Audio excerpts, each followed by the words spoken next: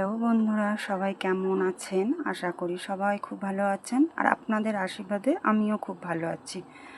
আর যা গরম পড়েছে, প্রচণ্ড গরম পড়েছে। তো এই গরমে আজকে মনে করলাম যে আজকে কোনো রিচ খাবার তৈরি করব না, আজকে করব হালকা পাতলা বাটা মাছ দিয়ে ঝোল। তো এখানে আমি বাটা মাছ নিয়ে নিয়েছি, আপনারা দেখতেই পাচ্ছেন।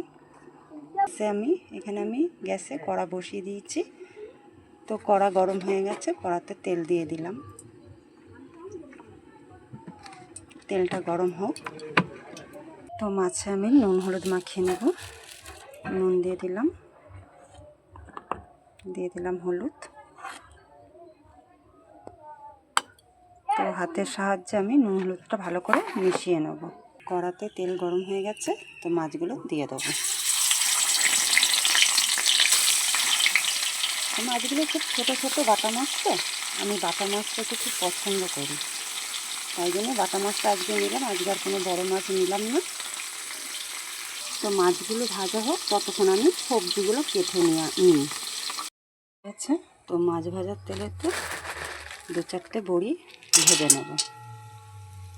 এখানে কাঁচকলা নিয়ে নিয়েছি। কাঁচকলাটা একটু হলুদ জলে ভিজিয়ে রেখেছি। হলুদ জলে ভিজিয়ে রাখলে কি হয়, কাঁচকলাটা নরম থাকে আর কালো হয়ে যায় না।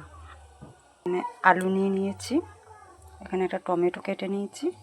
এখানে আদা জিরে আর কাঁচা লঙ্কা বাটা। বড়ি ভাজা হয়ে গেছে, বড়িটা তুলে নেব। কড়াই তেল দিয়ে দিলাম, ফোড়নে গোটা জিরে দিয়ে দিলাম।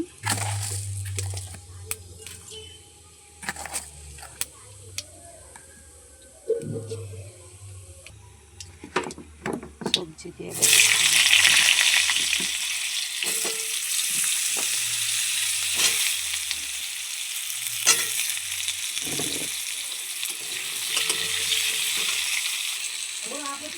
একটু ভাজা হয়ে গেছে, টমেটো কুচিটা দিয়ে দিলাম। কাঁচকলাটা আর আলুটা একটু ভাজা হয়ে গেছে, টমেটো কুচিটা দিয়ে দিলাম। একটু ভেজে নেব। স্বাদ মতন নুন দিয়ে দিলাম। এবার বেটে রাখা মশলাটা দিয়ে দেবো।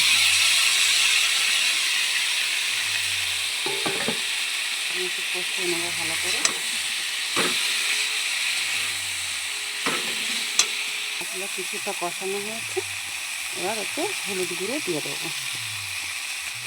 একটু লঙ্কার গুঁড়ো দেবো না, কেননা যেহেতু হালকা ঝোল হচ্ছে কাঁচকলা দিয়ে, কাঁচকলার ঝোলেতে লঙ্কার গুঁড়ো দিলে খুব একটা ভালো লাগে না।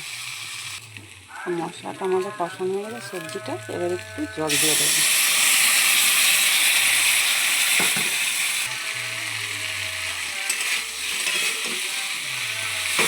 ভালো করে কষানো হয়ে গেছে, এবার দিয়ে দেবো জল।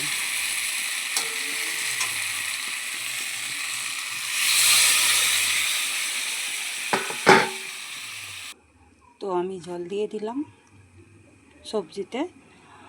তো আমি একটু জলটা বেশিই দিলাম, কেননা হালকা পাতলা ঝোলটা হবে। তো আপনারা চাইলে যেরকম করবেন সেরকম জল দেবেন। দিয়ে এবার চাপা দিয়ে দেবো। তো তরকারিটা ফুটে উঠেছে, ডালের বড়িটা আমি দিয়ে দেবো। কেননা ডালের বড়িটা সিদ্ধ হতে একটু সময় লাগে, ওই জন্যই এখন দিয়ে দিলাম। দিয়ে চাপা দিয়ে দেবো। আমাদের আলু সিদ্ধ হয়ে গেছে, দেখছেন কত সুন্দর এই সিদ্ধ হয়ে গেছে। কলাটাও সিদ্ধ হয়ে গেছে, কলাও সিদ্ধ হয়ে গেছে, গলে একদম দেখেছেন কত নরম হয়ে গেছে। তো এবার ভেজে রাখা মাছটাও দিয়ে দেবো। তো আমি তো বাটা মাছটা খুব পছন্দ করি। তো আমার মতন কে কে বাটা মাছ পছন্দ করেন অবশ্যই কমেন্টে জানাবেন। তো রেসিপি আমাদের রেডি হয়ে গিয়েছে, দেখতেই পাচ্ছেন খুব সুন্দর হয়েছে।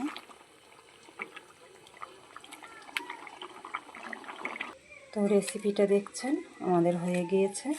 তো রেসিপিটা যদি ভালো লেগে থাকে